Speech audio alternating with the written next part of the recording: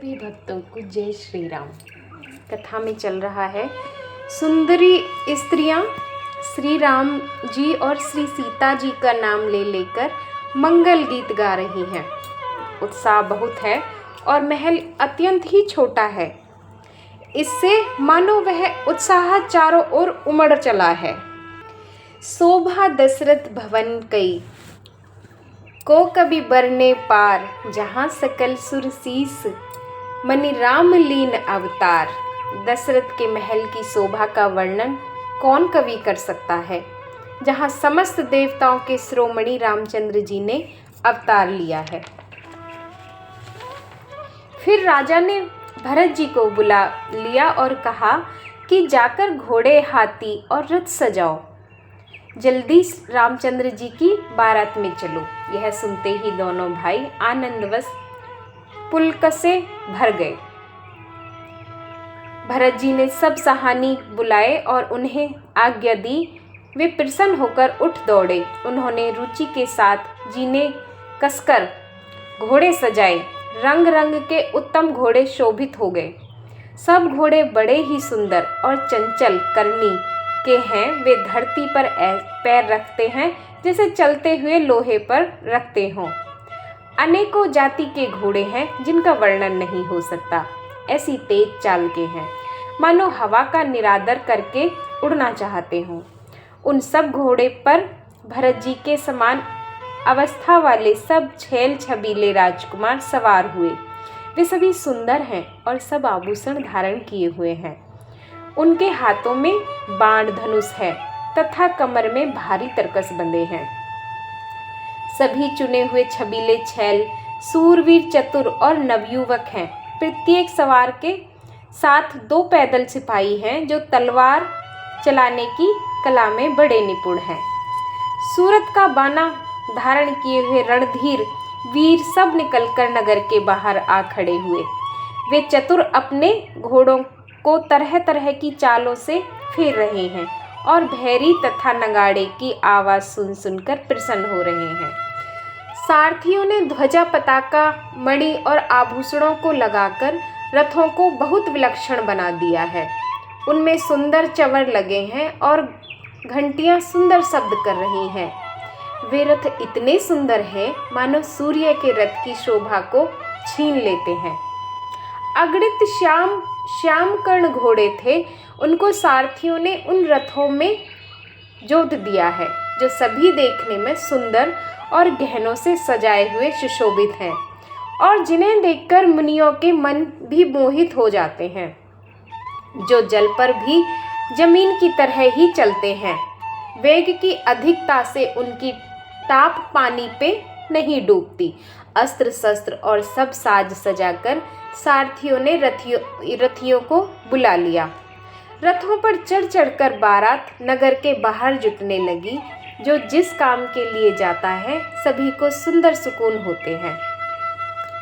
श्रेष्ठ हाथियों पर सुंदर अंबारियां पड़ी हैं। वे जिस प्रकार सजाई गई थी सो कहा नहीं जा सकता। मतवाले हाथी घंटों से सुशोभित होकर चले मानो सावन के सुंदर बादलों के समूह जा रहे हों।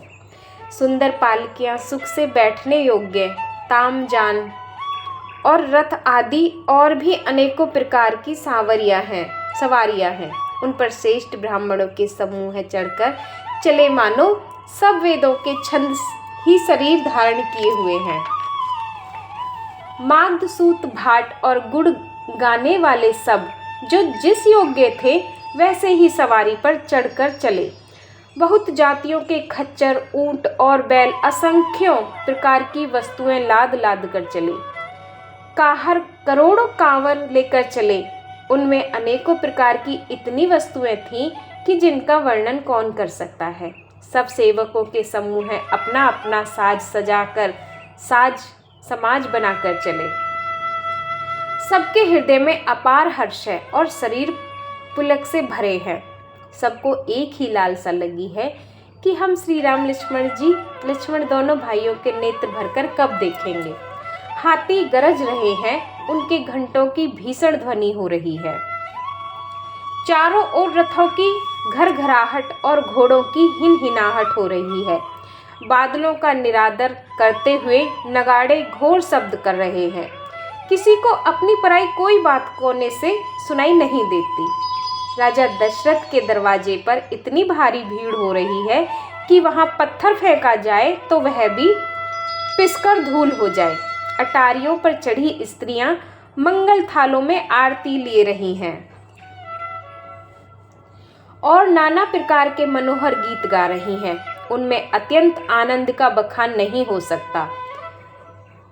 तब सुमंत्र जी ने 2 रथ सजाकर उनमें सूर्य के घोड़ों को भी मात करने वाले घोड़े जोते।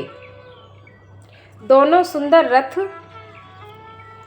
राजा दशरथ के पास ले आए, जिनकी सुंदरता का वर्णन सरस्वती से भी नहीं हो सकता। एक रथ पर राजसी सामान सजाया गया और दूसरा जो तेज का पुंज और अत्यंत ही शोभामान था।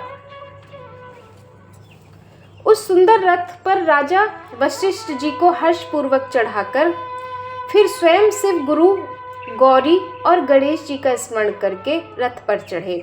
वशिष्ठ जी के साथ राजा दशरथ जी कैसे सुशोभित हो रहे हैं, जैसे देव गुरु बृहस्पति जी के साथ इंद्र हों। वेद की विधि से और कुल की रीति के अनुसार सब कार्य करके तथा सबको सब प्रकार से सजे देखकर श्री रामचंद्र जी का स्मरण करके गुरु की आज्ञा पाकर पृथ्वीपति दशरथ जी शंख बजाकर चले। बारात देखकर देवता हर्षित हुए और सुंदर मंगलदायक फूलों की वर्षा करने लगे। बड़ा शोर मच गया। घोड़े और हाथी गरजने लगे। आकाश में और बारात में बाजे बजने लगे। देवांगनाएं और मनुष्यों की स्त्रियां सुंदर मंगल गान करने लगी और रसीले राग से सहनाइयां बजने लगीं। घंटे घंटियों की ध्वनि का वर्णन नहीं हो सकता। पैदल चलने वाले सेवकगण अथवा पट्टेबाज कसरत के खेल कर रहे हैं और फहरा रहे हैं। आकाश में ऊंचे उछलते हुए जा रहे हैं। हंसी करने में निपुण और सुंदर गाने में चतुर विदुषका तरह तरह के तमाशे कर रहे हैं। अब अगली कथा अगले भाग में। सभी भक्तों को जय श्री राम।